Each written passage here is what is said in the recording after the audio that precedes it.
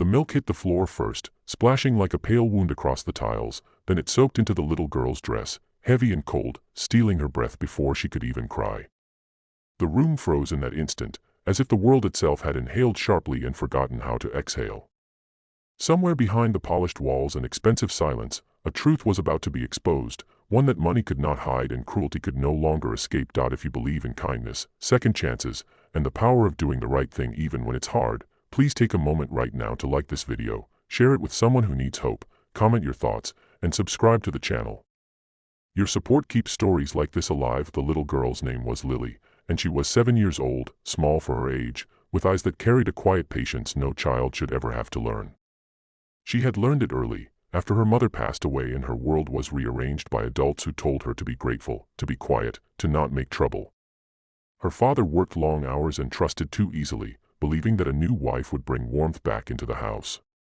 Instead, the house grew colder, measured in rules, silence, and the constant feeling of being unwanted. Lily learned how to move softly, how to clean without being asked, how to disappear into corners when footsteps approached. She believed that if she was good enough, invisible enough, the hurt would stop. That afternoon, the house was unusually busy. Sunlight streamed through wide windows, catching dust in the air like tiny witnesses. A formal charity meeting was scheduled, and important guests were expected, people with polished shoes, practiced smiles, and influence that could change lives. Lily had been told to stay out of sight, but she was thirsty, and the heat pressed against her like a weight. She poured herself a glass of milk, careful not to spill, her hands steady with the concentration of someone who knew mistakes were never forgiven easily. That was when it happened. Her stepmother entered the room, irritation already written across her face, as if Lily's presence alone was an offense. Without hesitation, without warning, the glass was knocked from Lily's hands. Milk splashed everywhere, and then more followed, poured deliberately, cruelly, over the child's head. It soaked her hair, her dress, her skin, turning a simple drink into a lesson meant to humiliate. Lily didn't scream. She didn't run. She stood there, frozen, because somewhere deep inside she had learned that reacting only made things worse. What the stepmother didn't realize was that she was not alone. The front door had opened moments earlier, silently, as a man stepped inside who had seen many things in his life: success, loss, power, regret, but had never grown numb to injustice. He was a millionaire known for his philanthropy, a guest invited to support a cause that promised to protect vulnerable children. He had come early, hoping to see the heart behind the charity.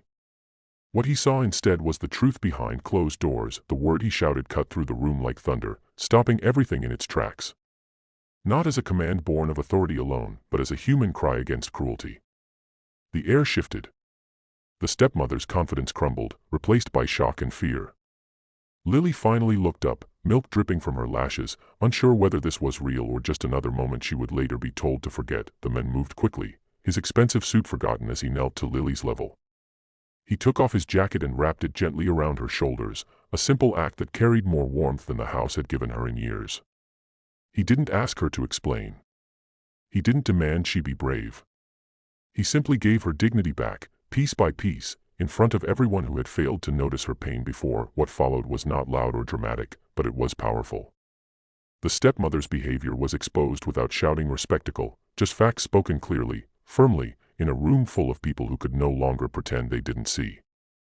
Lily's father arrived, drawn by the tension, and for the first time, he truly looked at his daughter. He saw the way she flinched, the way she avoided eye contact, the way she had learned to shrink. And something broke inside him, a realization too heavy to ignore. Change did not come instantly, but it came honestly. Lily was removed from that environment, surrounded by people who treated her with care instead of control. Therapy helped her find words for feelings she had buried. School became a place of curiosity instead of fear.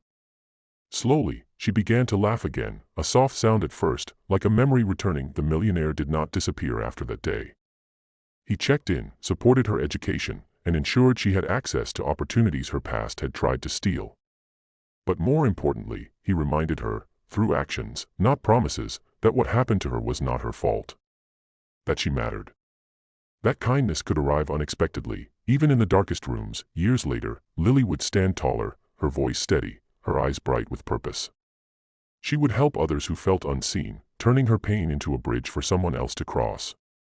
And she would remember that one moment when cruelty was interrupted and everything changed. If this story touched your heart, if it reminded you that small acts of courage can change lives, please take a moment now to like this video, share it, and stay connected with our channel. Before this story ends, we have one special request. Comment below with the word kindness if you believe every child deserves to feel safe, loved, and protected. Your engagement tells us these stories matter, and together, we can make sure voices like Lily's are never ignored again.